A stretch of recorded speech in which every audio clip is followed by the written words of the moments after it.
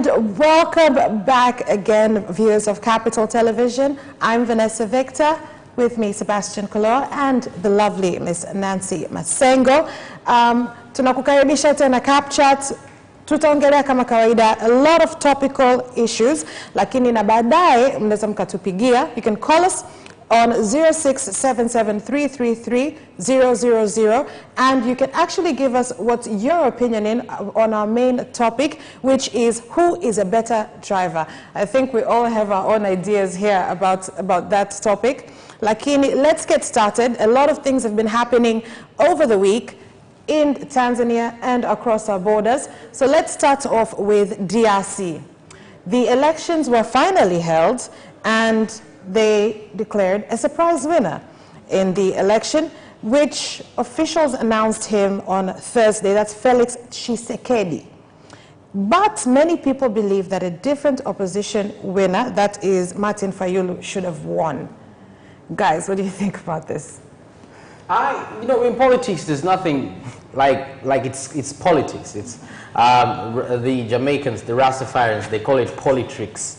You know, it's just the tricks to get the polls.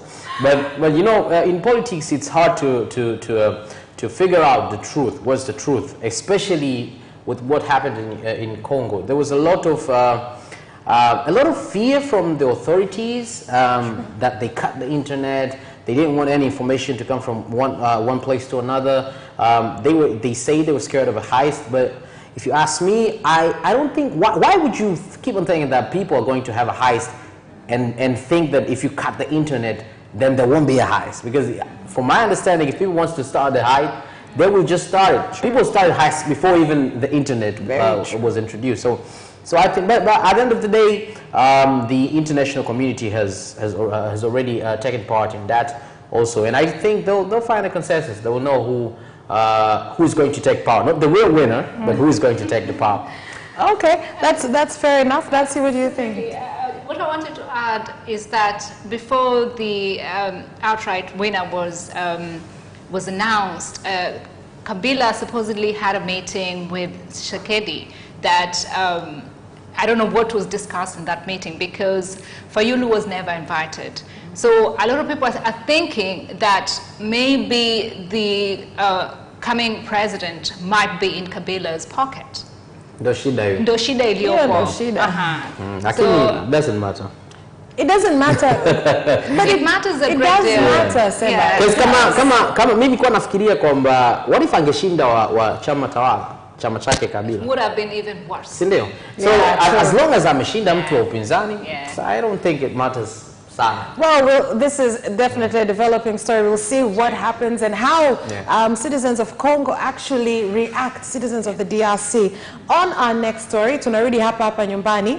This time around, there have been a high number of registered Standard 1 pupils. Mimi nafikiri hii ni very good news ambayo tumepata. Inamaanisha kwamba watu wengi zaidi wanaona umuhimu wa kupeleka their kids to school. Yeah. But I have a question for you too. Okay. Now, sasa wataenda kusoma. I can speak for Dar es Salaam, because our regional commissioner had a plan to mobilize the people of Dar es Salaam to contribute towards like a Harambee style thing, to contribute towards building of new classrooms. So what I heard him speak, I think it was for Form 1 students, is to move them to schools that have less students. So I think there's going to be a lot of shuffling to get all students to school, but the most comforting thing is a lot of kids are now being enrolled in school. And looking back at the education system in Tanzania, I can take a good example from my mom and dad. They were educated by the Nyerere system, and as a matter of fact, both my parents, even to my dad's getting his PhD and whatever, he was schooled by the government of Tanzania. And I remember my mom coming back from UK, and she had bought so much, like everything was done for them. So President Magufuli coming into the system and actually pouring in enough money to actually empower the education system in Tanzania, I think it's fantastic, despite the fact that, yes, there is a lack in classrooms. Seba.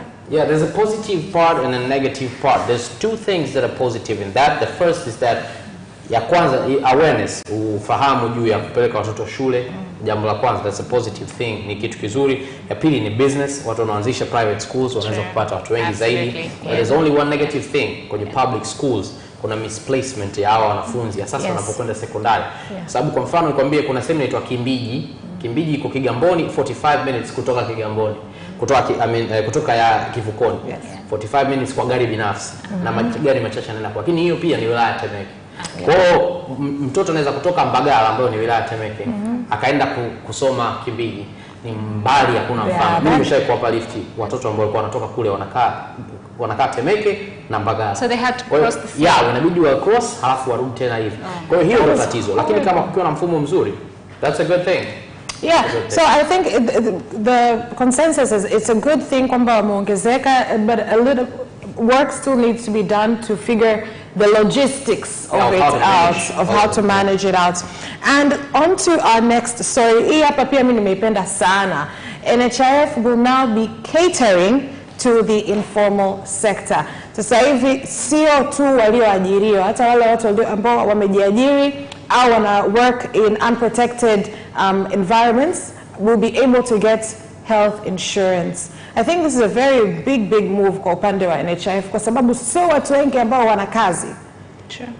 Kazi formal. Wajiajiriwa wanalipwa mshahara au nini ambao wanaweza kuwa hawapo kwenye hiyo system yao. And as a matter of fact, I think that's the largest what they call it is the largest group of people who are not in formal sector. So for them to be able to be medically provided by the state with a very minimum contribution, I think it will go a long way into protecting the wealth that they're building, because what you find is that for someone who's not insured, an insurance can totally bankrupt you.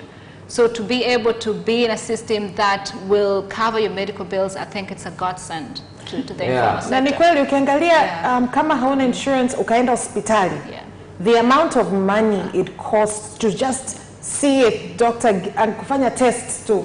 Hapo bado hujawa treated. It's crazy. It's a very okay. I look at it in another angle. NHIF wameangalia in a business perspective. Sasa kila mtu anaanzisha insurance company yake. Kwa wao wanaumizwa kwa sababu zile insurance companies nyingine haziangalii tu kwamba you're employed or what. Zile zingine zina capture everybody. Maybe they push them. Kwa wao NHIF wamekuwa pushed. Kwa na wenyewe wameangalia in the business perspective. Kama ulivyosema, the employed group is a few and it's coming less and less. Watu wengi wanatoka kwenye employment wanaenda nje. Na sasa hivi serikali ina push for that. Watu wajiajiri. Sasa kama watu wana push hivyo serikali, maana at the end of the day soko kubwa zaidi la insurance ni watu ambao hawapo kwenye ajira. So NHIF si kama wanawapenda sana watu. So they just want to catch up. Because that's where the money is. And that's a big part of the market. Story inayofuata ni story ambayo mimi personally imenidiscussed, lakini ni story ambayo nilikuwa nikisikia toka miaka iliyoenda ikanifanya mpaka niache kupenda muziki wake, niache kusikiliza muziki wake, na hii ni R. Kelly na hizi allegations zilizotoka baada ya hizo series of 6 episodes iliyokuwa released last weekend. I think so apparently and reportedly he is under criminal investigation tena in New York. Wamefungua tena kuangalia hizi allegations, ukweli wake, and what legal measures can be taken against him. You start. Okay, fine. I grew up actually listening to R. Kelly, and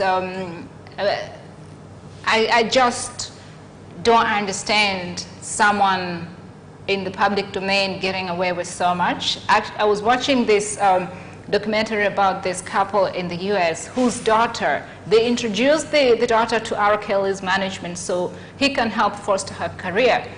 But the guy started going out with her, and now he's denying her absolute access to her family. So they're struggling to even call her. I just don't understand how that could be. Lakini, guys, it was under everybody's noses. True. The best example is Aaliyah's album, Alivyokuwa 13, Age and Nothing of a Number. If you look at that album cover, it's so creepy. It's so creepy because now you know. When it was out, it was just he's helping out. Me, I found out years ago and I stopped. Kwa kweli, nilidelete playlists zake zote kwenye simu yangu na kwenye computer. I stopped listening to his music. Me nafikiri there's elements of some higher power in this because if this is found out now, it could have been found out earlier. Sure. So there are people who knew, but they kept quiet because there's something that went wrong in those higher powers. Hizi communities ambazo wanamuziki wanajiunga ndio kuna matatizo ambayo yanatokeaga.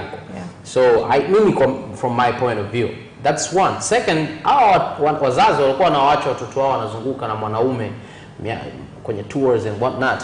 Pia they have to be held accountable. Sababu walikuwa wanapenda. I'm not saying kwamba what Arcade did was good. I'm saying kwamba lazima akamatwe na awe held responsible. But the parents also should be held accountable. Parents should be also accountable kwa sababu wao hela ilikuwa inaingia kwao. So they walikuwa na blanda. Walifunga macho wakaendelea. That's another thing. But another thing that unfolded I think last week ni kwamba kaka yake alikuwa anaojiwa and he said that their sister who was 16 wakati kaka abused them. Molested them. Not just abused them, molested them when they were young. For years. So I think that had an impact in his mind. Mimi na uhakika hakuna mtu anafanyaga hivi. Kwa Afrika tunawazaga kuna either uchawi au cheese. Are they saying that R. Kelly was molested? He was. He's spoken about it. He's spoken about it when he was in old interviews, but he never said who. He never said who. This is the first time the brother said. And the brother was even saying, how it affected him is he's only attracted to older women. But R. Kelly is only attracted to younger women, women he can control. So at the end of the day, I always say when somebody does something disgusting, as you said, you have to research why. Kwa nini huyu mtu amefanya hivyo? There must be a reason. I know the life, but it doesn't matter. It doesn't matter. I don't feel any less sorry for him. I'm not going to listen to his music. I'm not telling you not to. Ila nasemaje? Yani just try to find out why, so that hata wewe, kwa mfano umepata mtoto, you know how to handle them. Umeelewa? Sawa.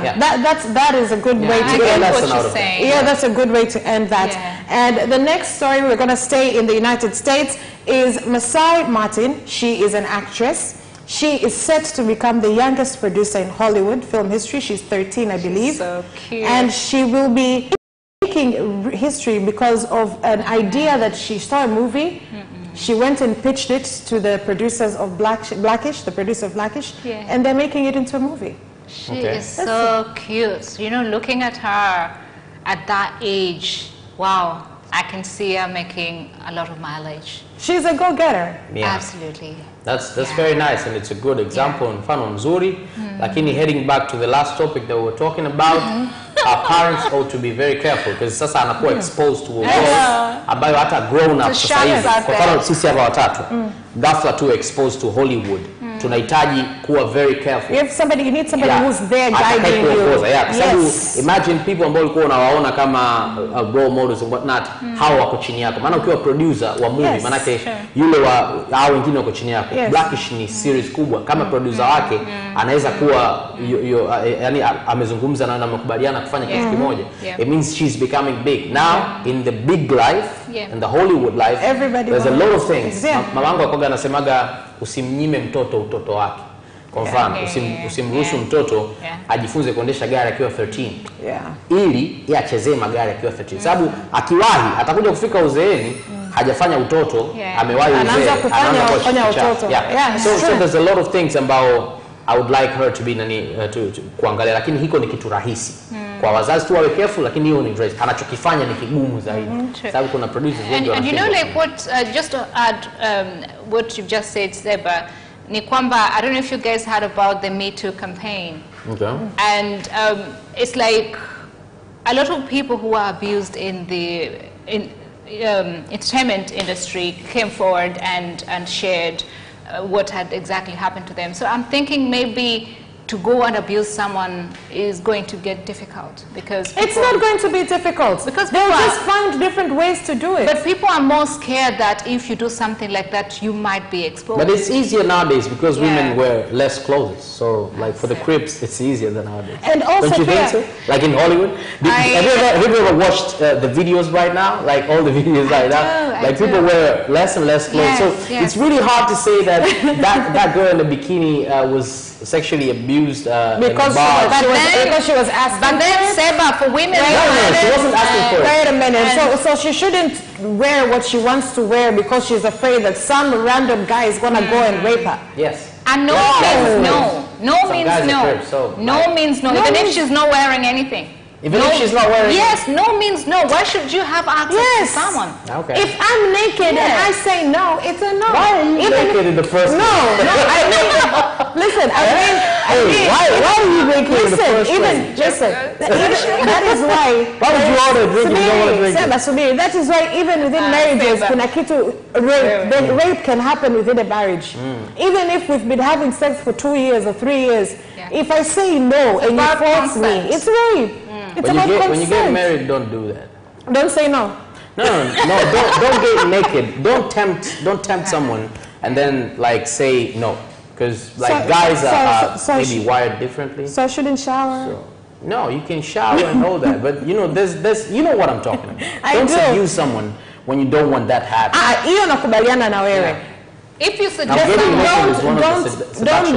don't be a tease. Hiyo ndo the term. Sasa ndo maana yangu, if you're wearing a bikini wakati mnatembea hivi barabarani and you know your shape. Why would you wear a bikini at the road? People wear bikinis on the road. At the beach. Mwanaume akamtamani akataka kumbaka. Is she at fault? No, she's not. Because everybody's wearing bikinis. But there's a city in the US in the summer. I think there's a day in the summer where everybody just wears bikinis and go to restaurants. That's no problem. Yani when you see, okay, let me give you an example. Yeah. Ukienda Mikumi sasa hivi, sawa, Mikumi National Park. Okay. Ukaona swala. It's not a big deal. Okay. Sindio? Yes. Why? Because it's national park. Unategemea kuona simba, unategemea kuona wale rare animals, au sio? Kuona chui, rare animals. But if tuseme umetoka hapo nje kwenye park and then swala amepita hapo. I get where you're going. Everybody atatoa simu yake ashangae, sindio? Because it's not normal there. Sindio? Ukienda beach, ukaona mwanamke amevaa bikini. It's normal. Everybody's in wear. Lakini sasa hivi mimi hapa niingie ndani, nimevua t-shirt. Everybody will be like, hey, what's up? Mimi nakupiga picha na post Instagram. By the way, no, lakini I think the big takeaway from this ni hata tusiangalie tu Marekani, tuangalie hata sisi hapa kwetu nyumbani Tanzania. Parents, you need to be very careful na watoto wenu and who is around your children. Exactly. You have to be very careful. Sometimes it's even relatives. I'm sorry to say this, but it's true. It's more relatives. More of the time it's relatives. Wale watu ambao unawaamini na watoto wako ndo usually they're the ones who end up taking advantage of your children and in effect ruining them for the future. Yeah. Exactly. So, on to a bit of a lighter note. AY, tunarudi nyumbani. AY, juzi kati hapa, posted his picture, a picture of him in a container where he had been sleeping back when he had nothing. And this is a true rags to riches story because alipofika Dar es Salaam didn't have anywhere to stay. Your container ilikuwa daytime, mafundi wa kushona wanafanya kazi, wakimaliza wanamwachia yeye ndio ilikuwa sehemu yake ya kulala. Alafu sasa ukiangalia the difference and how hard he's worked mpaka kufikia hapa alivyo. I think this is a good story for a lot of people ambao they're trying to fight kutoka kwenye maisha to take into. Na hata watu ambao wanafikiri bado wapo comfortable or set in maisha to do better. Than what they are, to aspire to do better. I think he's a good role model. I love that about AY actually. I'm a big fan of AY, so if I blabber on, I just love the guy. The thing about most people who make it in life, especially in Africa, they want to cover their tracks. So you want to be seen like you've always been rich. So people never get to see where you actually grew up, how you made the success. So doing that for AY, I think, it's an appreciation of his past, and I can actually see him even becoming more successful because he's humble. Someone showing that are used to be homeless, etc. It's a level of humbleness that you are able to associate with the poor, which is something a lot of people run away. So big up to AY for that. Yeah, that's a very good point, Nancy. Na pia obviously it's a motivation kwa watu ambao wako chini. Yeah. It's a reminder kwa vijana wanaochipukia na wanaoanza ambao wanafikiria kwamba you just go out and hit like everybody knows you and everything. That's another thing. The third thing, it's a good thing. AY ni mfano mzuri kwa sababu he's from humble beginnings but he's still humble.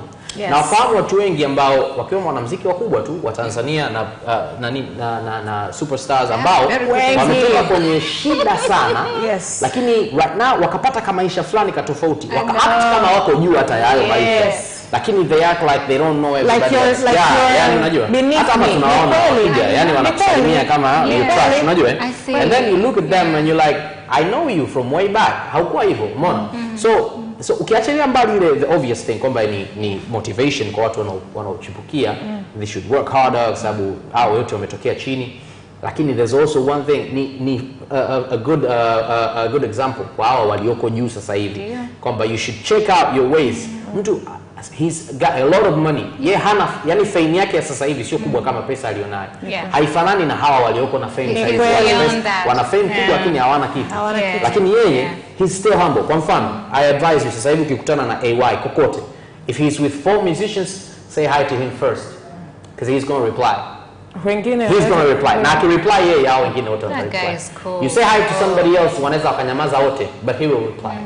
Mimi hapa kuna mwanamuziki wanampenda, I don't like him anymore just because nilimsalimia na akaniangalia tu yani like I don't like people like that. Okay, let's say I'm not someone I'm just a fan. I'm just saying hi. Someone saying hello to you is a lot of respect. And who are you, by the way? Yani unajua kuna hata kina nani wanasalimia. I know. Kafadi is worth hundreds of millions of dollars. Yet he talks to his fans, he communicates his core. Na kajamaa tu kamekuwa juzi hapa, kamefikia nafasi fulani, kamejua kuvaa durag nini, bas. Lakini AY is good. Alafu pia ukiangalia pia ameoa. Kwa hiyo good role model. Good luck. So viewers, guys, jamani, follow AY's track. Come on, you're not satisfied with where you are right now. Look at where he came from paka alipofika. Lakini pia kumbuka, this is a wiki za mwanzo za January 2019, so you need to actually resolutions ndo uanze kuzifanyia kazi sasa hivi, so unasubiri mpaka katikati ya mwezi alafu ndo unaanza kuzifikiria. Let's go for a very quick break and then we'll be right back.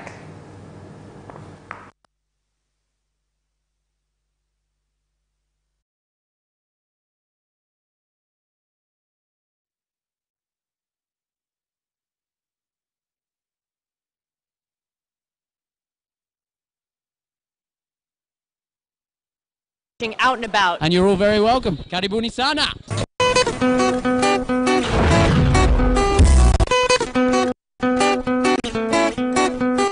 Catch up with all the entertainment in Dar es Salaam and beyond on Out and About every Saturday.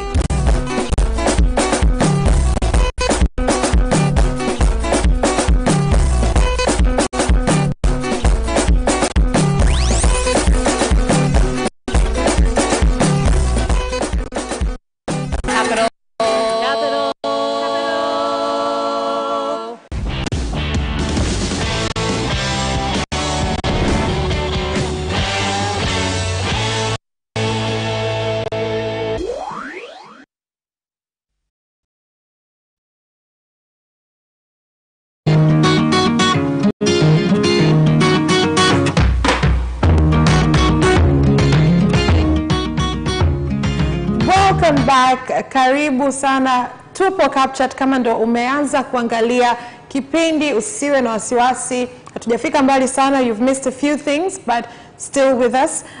We're about to start. This is the point of the program ambayo wewe mtazamaji wetu unaweza ukatupigia ukatupa your opinion.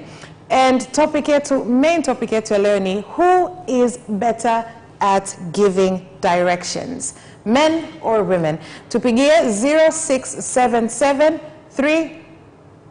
Three. Who is worse at, topic yetu ya leo ni who is worse at giving directions. Nani ni mbaya zaidi kwenye kuelekeza?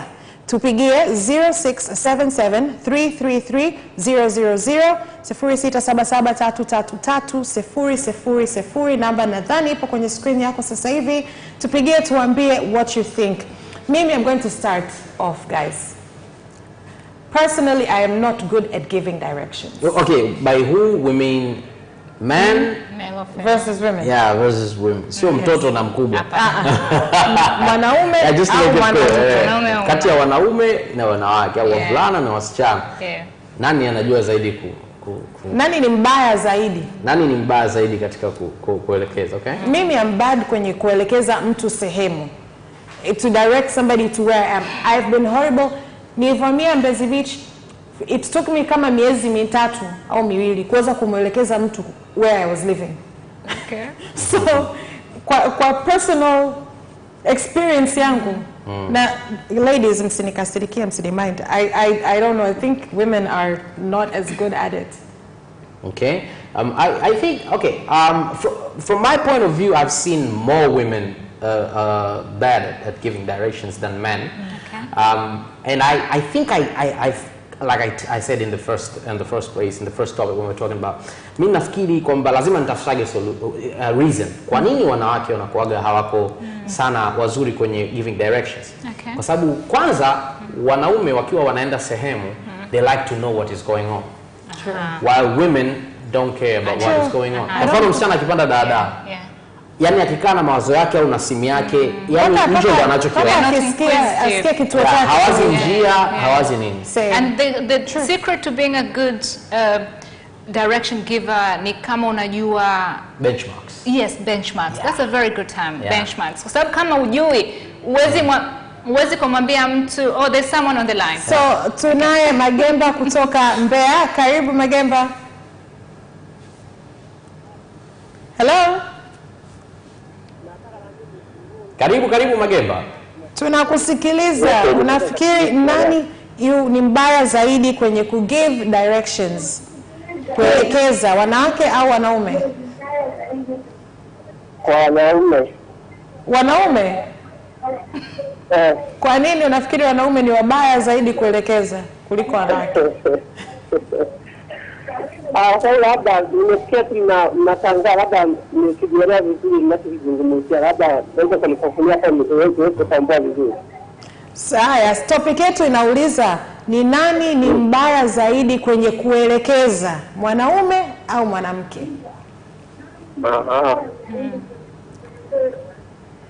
Kwa hiyo bado nafikiri ni wanaume? Hapana, yani pale ni mwanamke. Mwanamke. Kwa hiyo nafikiri ni wanawake ambao hawajui kuelekeza. Mwanamke lazima aelekeze, kwa sababu kuna mambo mengi mengine anaweza kuyasikiliza bila kuyafahamu, lazima aelekeze ili kwamba aweze kuyafahamu zaidi sana. Kwa mfano wewe unataka yani upo sehemu fulani, unataka kuelekea mkeo au mama yako alipo. Unafikiri yeye anaweza kukuelekeza kirahisi ama ampe mwanaume? He has some slight understanding. Alikuwa anafikiri kuhusu kuelekeza kuhusu jambo. Tunaongelea viewers of Capital Television. Tukisema nani ni mbaya zaidi kwenye kutoa maelekezo, tunaongelea kama wewe upo sehemu fulani, unataka kufika labda mke wako alipo au dada yako alipo au mama yako alipo. Unafikiri mwanamke anaweza kuelekeza vizuri kuliko kama wewe ndio ungemwelekeza mke wako au dada yako akufuate wewe ulipo?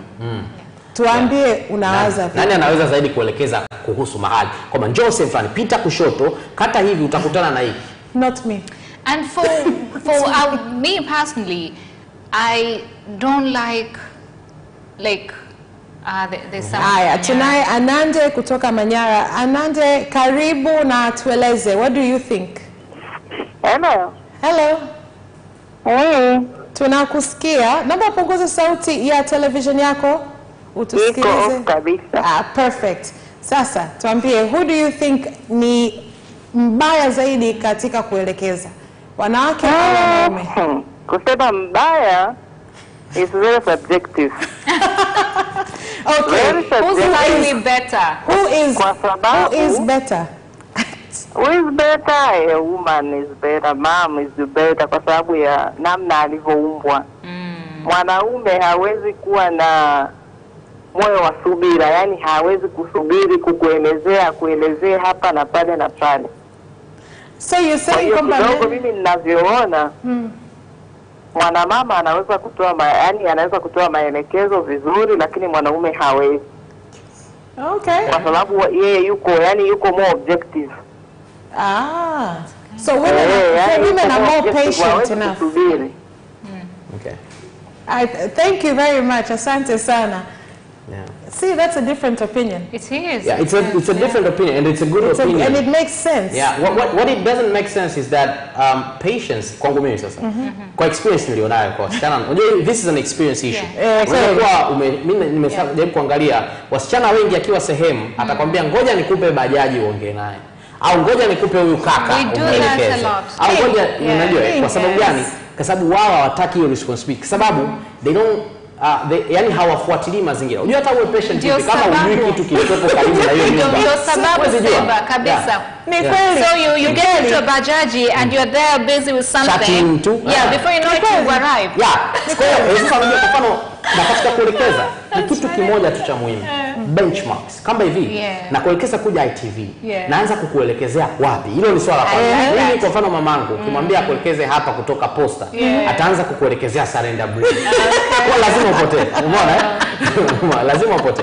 So that's one issue. Ya second issue ni kwamba wewe bwana kutoka posta, njoo moja kwa moja mpaka ukutane labda na shell ya kitu fulani. Umeona? Au mpaka ukutane na jengo fulani. Umeelewa? Sasa hilo jengo mara nyingi wanawake hawapay attention. Walio wengi hawapay attention. Kwa hiyo haangalii kwamba hapa kwenye mimi nakwambia na uhakika Vanessa unaweza kukuta nyumbani kwenu kwa pembeni kuna mnara, but you don't know. Kila siku unaupita hapo mnara. Sio mnara tu. Hata kuna duka, hata kama kuna usije kile. Na duka unaweza kujua lipo ila hujui limeandikwaje. Unajua 100%. Na katika kueleza we don't pay attention. Ni kweli. I don't. Na mara nyingi najikuta hata hii njia kutoka nyumbani kuja ofisini. I always see something new. And you've been passing there for a long time. For over 5 years, I've been passing that road, but I always see something new. Alafu bahati mbaya zaidi sasa, when you see it, saa nyingine you don't pay attention. Kwa kesho when you see it again, you don't remember. Mtu akikuuliza, "Kwa nini nikifika hapo niangalie nini ili nikate kushoto?" And you don't know what to say. Hapo kuna kona. Kuna siku after kitu kingine. Another thing is to say something about the road. Yani to say something. Unajua, mtu anaweza akakwambia ukifika anaweza kwambia utafikiri unamuona. Yani wadada, unasikia unakata hivi. Sasa unajua. Without benchmarks there's no way you would know. Unakata huku. But the thing is, I could never. Directions to my house, I've crimped. I could never pay attention. Like tunaye boss kutoka Mbeya. Boss, karibu Capitaltvtz. Hello. Anshapata. Tuambie boss, wewe unachukuliaje hii mada? Kiukweli actually mwanaume ndiye anayetoa maelekezo vizuri. Kwa sababu gani?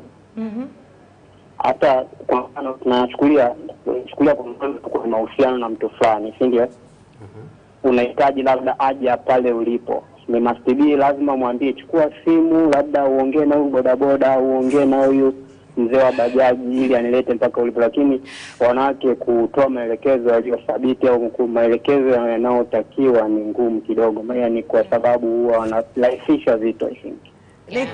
Asante sana. Na mimi opinion yangu tayari unajua mimi nakubaliana because all the traits mnazoongelea za kwamba mwanaume ni bora zaidi kwenye kutoa maelekezo mimi ana apply. Okay, me I have another reason.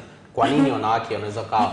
Na hii reason ina apply pia kwa nini wanawake wengi, wasichana wengi wa Kitanzania sana Tanzania, wasichana wengi wanapanda bodaboda.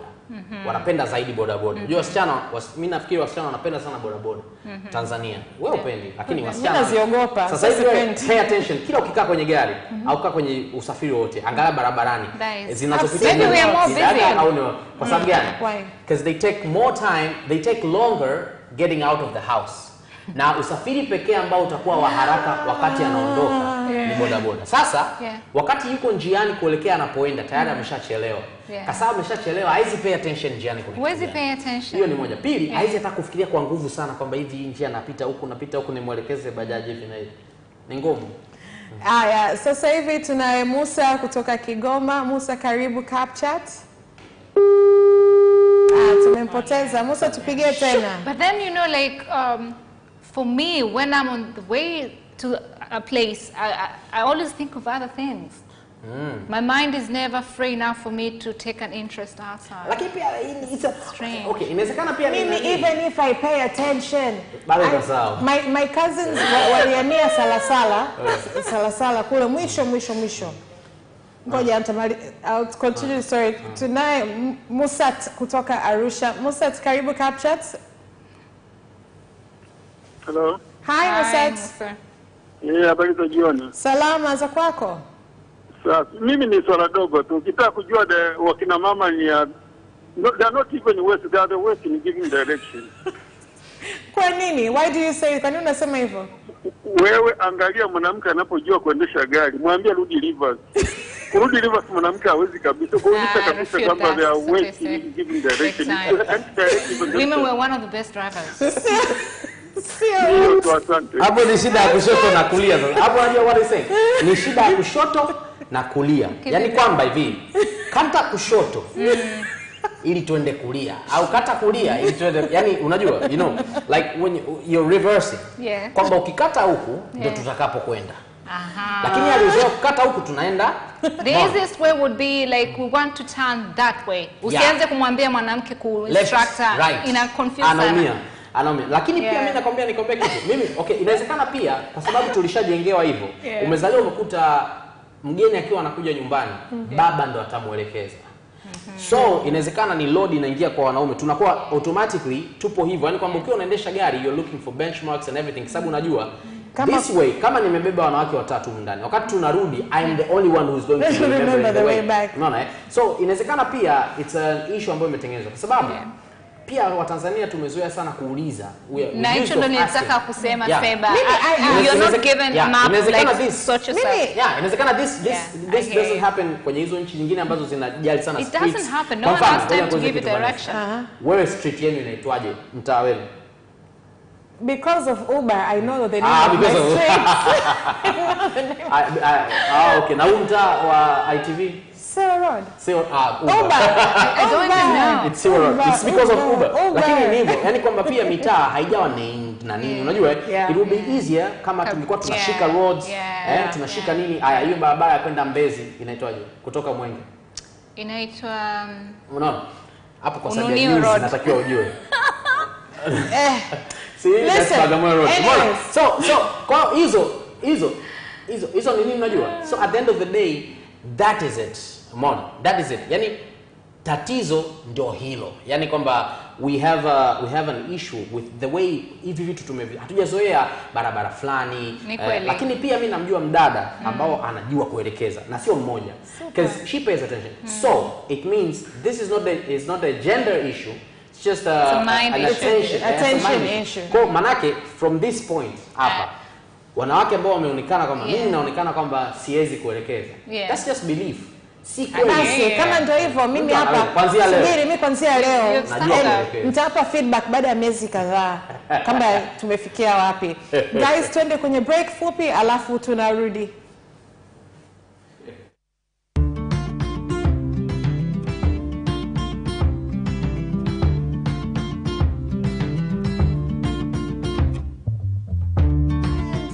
Are back. Tumemalizana na main topic yetu. Tumeingiza a nice new interesting part of Capitaltvtz inaitwa #+255 and tutaongelea vitu ambavyo ni unique vya kwetu vya Kitanzania. Na nyie kama mna suggestions, please actually mtutumie kwenye Capital Television Tanzania page yetu ya Instagram, tutumie kwenye Facebook topics ambazo mnafikiri sisi hapa tunaweza tukaziongelea. Lakini topic yetu ya kwanza kabisa kwa leo ni chips mai, zege au zege. Unaipenda, watu wengi wanapenda kavu ikauke, nyingine isikauke sana. Mimi napenda ikauke, weke vitunguu. but it is staple ya kwetu. Ni kweli. Sio sehemu nyingi wanafanya hiyo, wanatengeneza chips mayai. Na hata mimi nilikuwa na kazini yangu fulani wamezaliwa na wamekulia Ujerumani, lakini alivyorudi tu siku ya kwanza, of course kitu cha kwanza alisema amemiss ni bia, lakini cha pili ilikuwa hiyo chips mayai. Yaani ananiambia kiwa njiani kabisa, "Sasa kwa alivyofika tu akaniuliza tunaenda kula wapi?" Nikamwambia wewe unataka kula nini? Akaniambia chips mayai.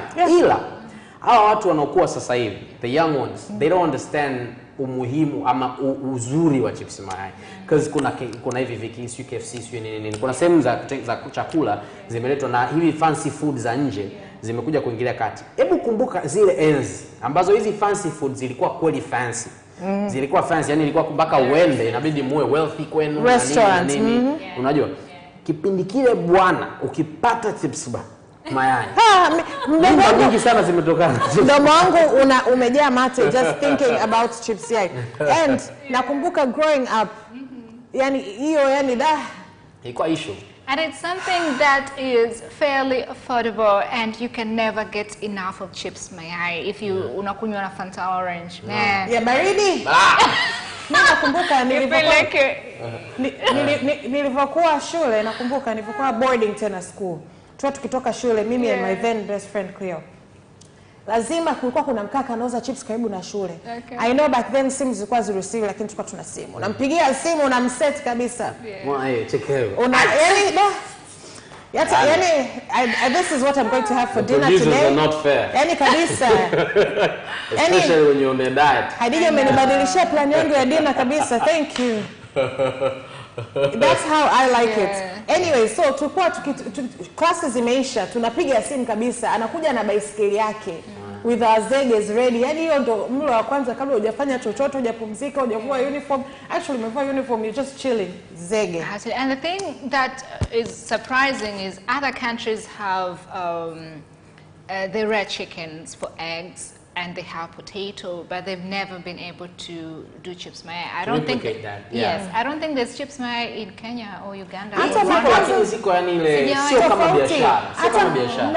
my cousins ambao cousins wangu wanaishi ndani Marekani wanakuambia chips yai ya kule. Hata anunue viazi amenye akaange mwenyewe, achukue mayai atengeneze mwenyewe, it doesn't taste the same. I think it's specific to TZ. Just like other dishes are special to a certain country, so I can see there's a lot of things. Kwa mfano hizo chips zinaitwa chips, lakini ukifananisha na French fries tu, hata hiyo chips mayai. And they do it differently. Seb, I think they fry the potato, the chips, and then they do the egg like an omelette kind of thing, and then you'd eat that. Zamani unajua pia kitu kingine ni kwamba ilikuwa yani kuna prestige fulani. Ndio maana nakwambia sasa hivi watoto wa siku hizi hawezi kuelewa. Kukuwa na prestige fulani, kwa mfano anakula chips kavu ni kwa sababu hana hela. Mwenye hela anakuwa chipsi na mayai. Umeona anakuwa chipsi na mayai.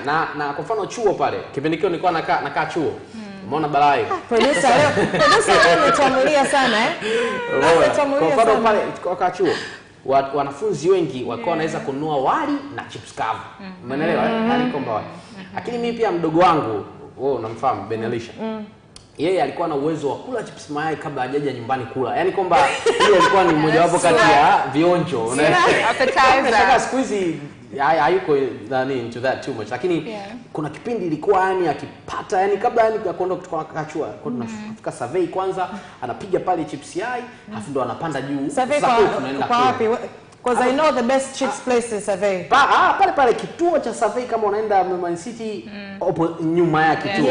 That's the best place. Ilikuwa noma pale. Sasa ndo ulikuwa unamkuta pale anapiga. Na hata kama alikuwa vizuri sana. Alikuwa hata kama ameishiwa kabisa kwa wanafunzi, ameishiwa kabisa imebaki hiyo hela moja tu mbaki. Anaipiga ile anakwambia tomorrow. Anatembea. Kesho mambo yatajua yeye. Wewe chips yai kama una hamnayo, alafu kama ni ile unaipenda umeizoea, yani ile umekuwa nayo. Ukiwa na hamnayo hata kama una 2500 kwenye pochi. Hiyo ndio tutajua we'll figure everything out later. And it's addictive, you know. It's not something that if you want it you just want it. Ila sasa hakuna diet inayoruhusu chips mayai. Labda kwenye cheat meal. That's true. Imagine diets zingekuwa zinaruhusu chips mayai. Ingekuwa raha sana. I think a lot of people would slay queens wangekuwa na live off of chips mayai. Yeah. Zamani ilikuwa mtu akinunuliwa chips mayai anapata, yani anaolewa yani huyo ndio girlfriend wako milele. Umeenda kumnunulia chips mayai. Yani hiyo, yani wewe ndio king, yani wewe ndio prince charming. Sasa siku hizi kuna zile kupelekana sehemu na nini. Zamani it doesn't matter wapi inapikwa. Yani ili mradi imewekwa na mayai. Lakini sawa, but I tell you something. And I'm not condoning people having lakini chips vumbi. There's something very delicious about chips ambazo zimetengenezwa kwenye doji mazingira. Kama pilau. Hata pilau, na pilau likitengenezwa sehemu yani sijui tu inakuaje yani.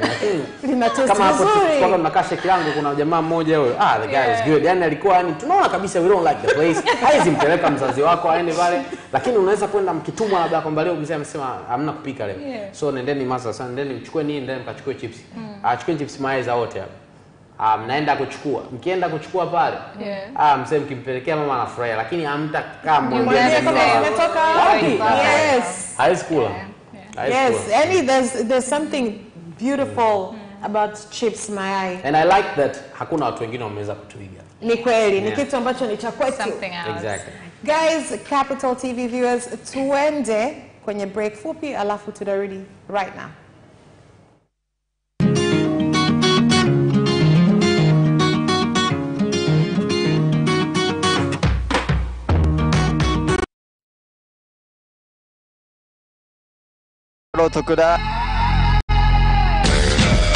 What's up? My name is Céline Garnier.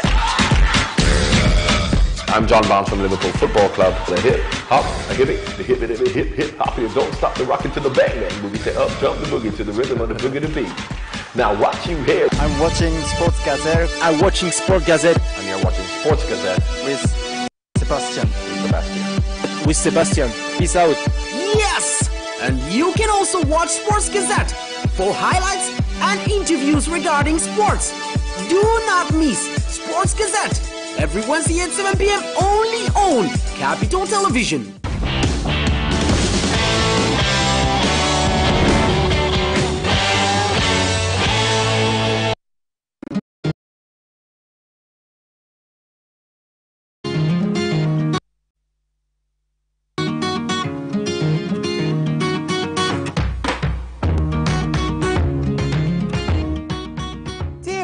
Of CapChat, welcome back. Kama ndo mwasha television yako, unfortunately ndo tunakimbizana na muda, lakini kabla hatujamaliza tucheke kidogo. And let's start by looking at this first meme.